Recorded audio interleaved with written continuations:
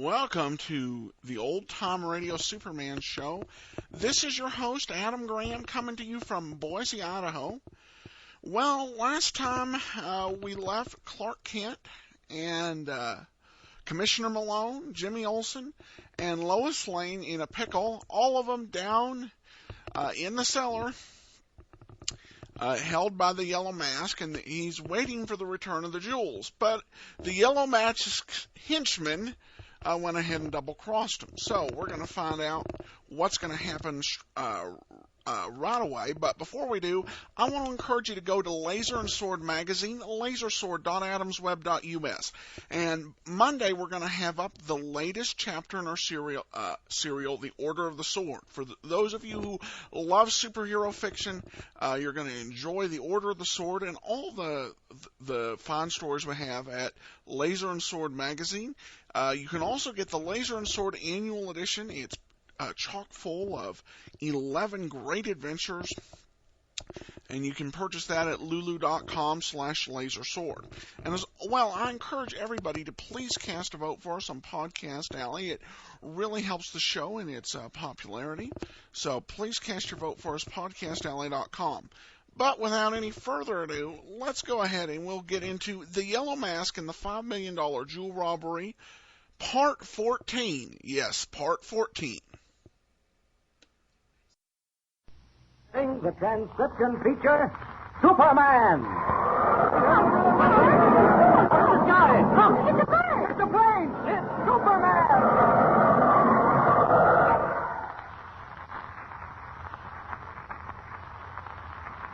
And now, Superman, strange visitor from the planet Krypton, who has come to Earth with physical powers far beyond those of mortal men, and who fights a never-ending battle against crime and oppression, disguised as Clark Kent, mild-mannered reporter for a great metropolitan newspaper. Unable, without revealing himself as Superman, to rescue Lois Lane, Jimmy Olsen, and Police Commissioner Malone from a concrete tank in which the Yellow Mask had trapped them, Kent persuaded the commissioner to accept the mask's proposition.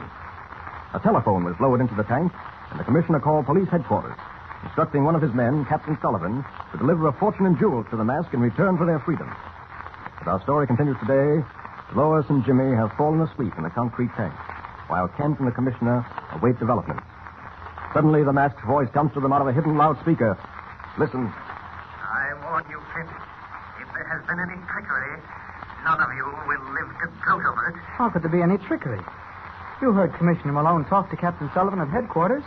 He told him to bring the jewels just as you instructed. Yes, I heard that. But more than an hour has gone by since the telephone call was made. Where are the jewels? Sullivan may have been delayed. Or maybe he's waiting at the crossroads now. I sent 2 of my men out to meet him. They haven't returned. That's not our business. We did as you said. Personally, I hope you never get the jewels. You're nothing but a thieving, half-mad murderer. And if it's the last thing I do, I'm going to see you burn in the electric chair. Commissioner, please. Really? Lois and Jimmy are sleeping. Try not to wake them up. They need all the rest they can On get. the contrary, Commissioner Malone, I think I shall have the pleasure of seeing you burn. Kent, what does he mean? It's just an idle threat. The jewels will be here shortly. I hope so, for all your sake. I will return in 5 minutes. Keep your voice down, Commissioner. I'd give my right eye to get my hands around his neck for just 10 seconds. And you still may have that opportunity. Kent, do you really think that we'll ever get out of here alive? Of course. Once the jewels arrive. Oh, yes. You mentioned something about a surprise for the mask once the jewels got here. What did you mean? You'll find out. Just have a little patience. But all the patience in the world will not reward Commissioner Malone. For unknown to Kent, the 2 men, Lefty and Joe, sent to the crossroads to meet Captain Sullivan, have double-crossed the Yellow Mask, and are at this very moment speeding toward the city in Sullivan's squad car with the jewels. The police captain, left unconscious in the bushes at the side of the road, has recovered sufficiently to stagger to his feet and attempt to flag a passing car.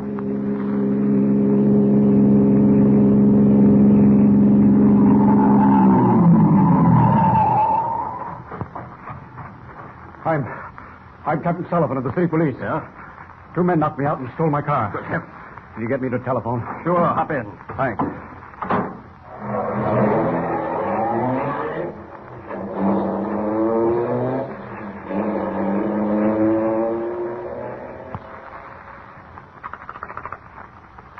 Hello. Hello, operator. There's an emergency. Get me police headquarters. Sergeant Henley. Hello, Henley. Now listen carefully. This is Captain Sullivan. That's right, listen. I'm at Cedar Falls. 2 men held me up, knocked me out, and stole the squad car. Yes, they got the jewels, too. Sent out a general alarm. What? No, I couldn't see either of them. It was too dark. Too dark, I tell you. Now get that alarm out before they hit the city. Yes, that's where they were headed. Now don't waste any time, Henry. We've got some matter.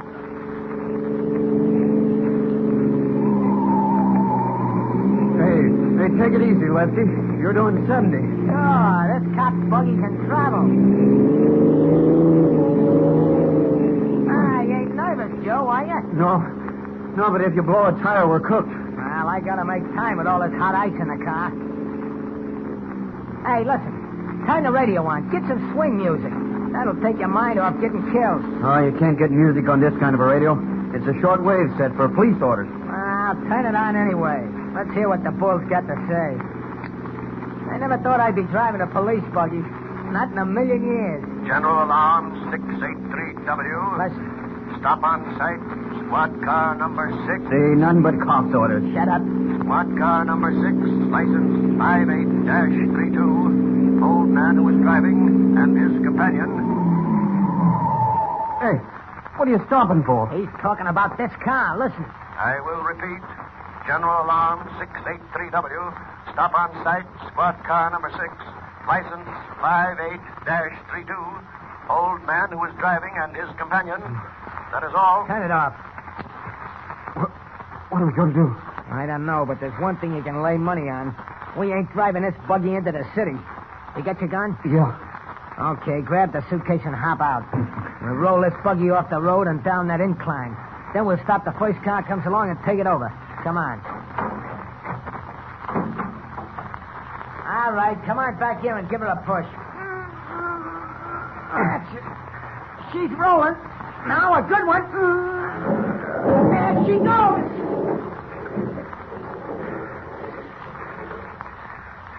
They won't find that jalopy for a long time. Hey, it's lucky we turned that radio on. Lefty, I think I hear a car coming. Yeah, you're right. Get over on the other side of the road. Flag him down with your light, but keep your gat handy in case it's a cop. Okay.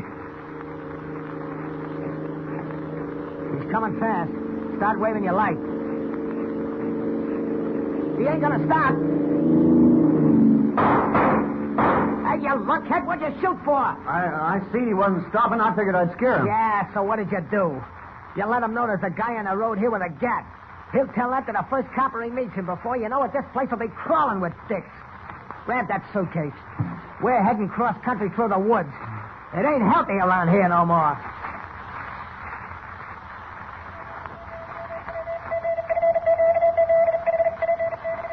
This is Bill Breen, your radio reporter.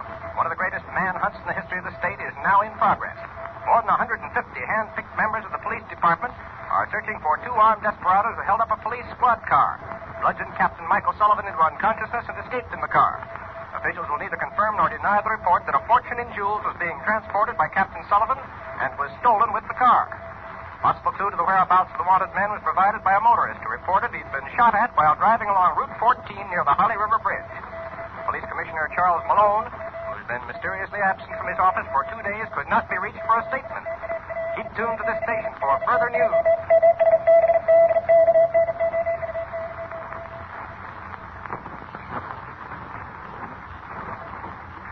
Sure was tough hiking through them woods, Lefty. Well, who told you to shoot at that car? Oh, you don't have to keep talking about it, do you? All right.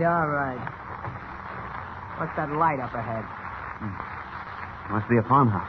Well, we got to get a car and get one fast. Maybe the farmer's got a jalopy. Come on, we sneak up behind the house. Hey, is that a car standing in the yard? Yeah, tin can. What's the difference as long as it runs? There ain't no difference. Look and see if it's got a key in it. No key. Maybe we got to get the key. Give me your gun. I don't trust you no more. Follow me. Wait a minute. Take a gander through the window. See anything? Yeah. An old geezer sitting by the stove. Nobody else? That's all. We're in luck. Come on.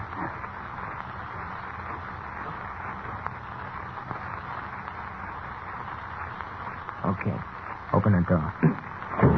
All right, get your hands up, Pop. Where's the key to that jalopy you got standing out in the yard? Now, listen, you... What'd you knock him down for? I got to get the key to his car. There it is, Lefty. On the table. Oh, well, grab it. I got it. Thanks, Pop. So long. All right, hop in fast. Hope I can get this crate started. There she goes.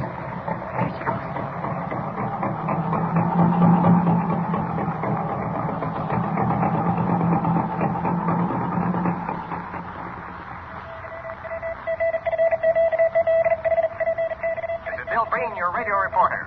Police are closing in on the two desperados who early tonight stole a squad car rumored to have been carrying a fortune in jewels. Curtis W. Bailey, a farmer in Harley Falls, informed the authorities his 1933 car was stolen scarcely an hour ago by two armed men. He gave the police a description of the men, and their arrest is expected soon. Keep tuned to this station.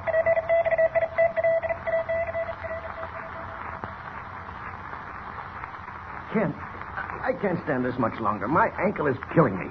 Let me look at it. Oh, that won't do any good. How long have we been down in this dark hole? It seems like days. Oh, just a few hours. I'll light a match and look at your ankle. Well, swelling doesn't seem to have gone down any. It's broken. Don't touch it. Oh, wait a minute. Now, maybe I can set it for you. Kent. Take it easy now. Don't. Wait a minute. Oh. Oh, it's a shame. Wait. That's a stroke of luck for us. Now, with Lois and Jimmy asleep, and Malone out for a while, I can break through this concrete as Superman. This corner looks as good a place as any. What did the mask say? It was 6 feet thick? That shouldn't stop me. Here goes. Gotta take it easy. Don't want to wake Lois or Jimmy. Giving. There. That does it. A hole big enough to crawl through. What's that? Malone's coming too. I'll have to change back to Clark Kent. Kent.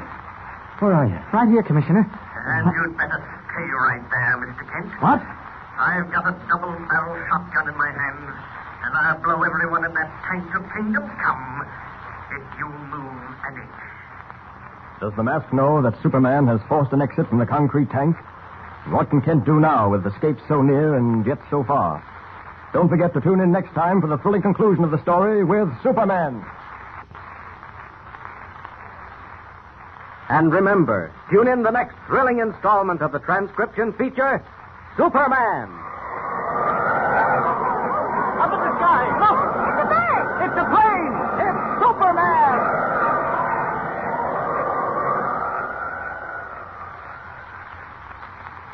Superman is a copyrighted feature appearing in Action Comics magazine. Welcome back. This is a very long-running saga, and it got interesting. Actually, to be honest, the crooks were a little more interesting in this episode than Superman. But now we've got at least a good little, we have got a good little dilemma here. Really what he needed was to knock the commissioner out. And the fact is, this is one situation. Superman is a hero. He doesn't really need, at this point, human assistance. Human assistance at this point is basically there to hinder him, as happens here.